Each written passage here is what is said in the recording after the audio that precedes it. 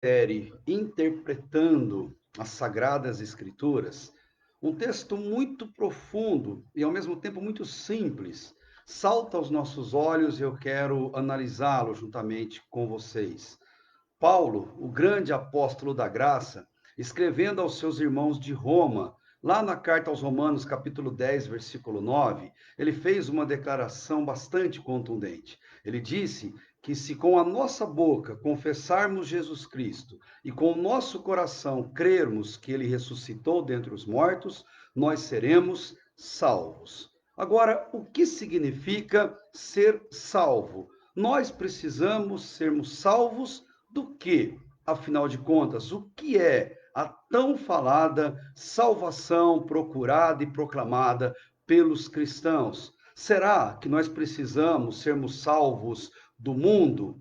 Acredito que não. O próprio Jesus, ele já disse que no mundo nós teríamos aflições, mas éramos para que fôssemos perseverantes, termos paciência e bom ânimo, porque ele venceu o mundo. Em outra passagem, ele diz que no mundo nós teríamos aflições, mas para a gente se permanecer firme nessa mesma graça que ele nos concedeu, e dizendo isso, ele pediu a Deus pelos seus apóstolos que Deus não os tirasse do mundo, mas sim os livrasse do mal. Então não é do mundo que nós seremos salvos. Será que nós seremos salvos do diabo, do maligno e das hostes do mal nesse reino, nessa humanidade? Também não é o que parece que o texto está querendo dizer. Tanto que na primeira carta de João, no capítulo 5, lá no final desse capítulo, ele vai dizer claramente essa questão, que aquele que é de Deus, que permanece em Deus, o maligno não toca. O maligno não tem poder sobre a vida dessa pessoa. Então, o que significa confessar com os nossos lábios, crer com o nosso coração para sermos salvos?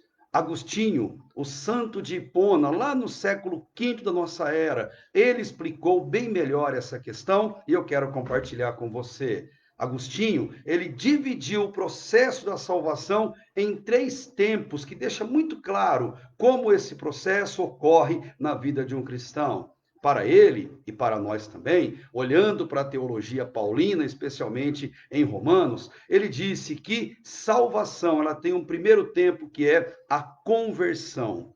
A conversão significa que nós fomos salvos do castigo do pecado, ou a conversão, a metanoia, uma mudança completa de atitude e de maneira de pensar, nos livra da pena do pecado, e a pena do pecado é a morte eterna. E todos pecaram e destituídos estão da glória de Deus, e o salário do pecado é a morte, como mesmo Paulo vai ensinar em Romanos 3 e Romanos 6, respectivamente. A conversão nos livra da pena do pecado e, uma vez convertido, nós fomos livres dessa pena.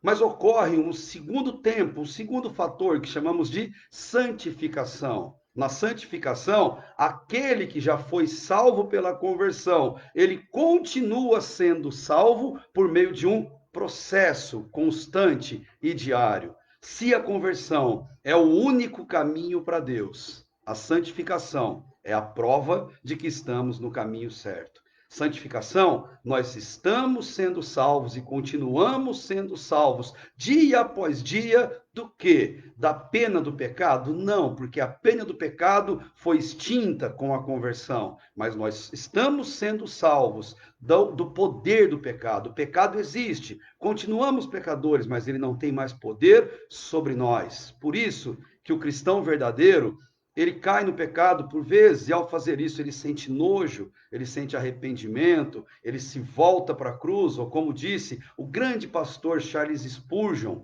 uma ovelha até pode cair na lama, mas ela sai rapidamente e ela se limpa. Quem cai na lama e fica chafurdando nela e gosta, é porco, que no reino de Deus ele não nos chamou para sermos porcos, mas para sermos ovelhas. Mas a salvação tem um terceiro tempo também muito importante. Quem foi salvo por meio da conversão, continuou sendo salvo por meio da santificação, completa esse processo na glorificação. A glorificação, seremos salvos eternamente. E salvos do quê? Da presença do pecado. quando Jesus nos chamar, quando ele nos levar para a sua glória, nós seremos salvos de uma vez por todas, definitivamente por toda a eternidade, porque lá na glória não há mais dor, não há mais choro, não há mais frio, não há mais fome, não há mais depressão, não há mais doença, não há mais nada que provoque em nós tristeza, porque no céu é só gozo e alegria perpetuamente na presença de Cristo.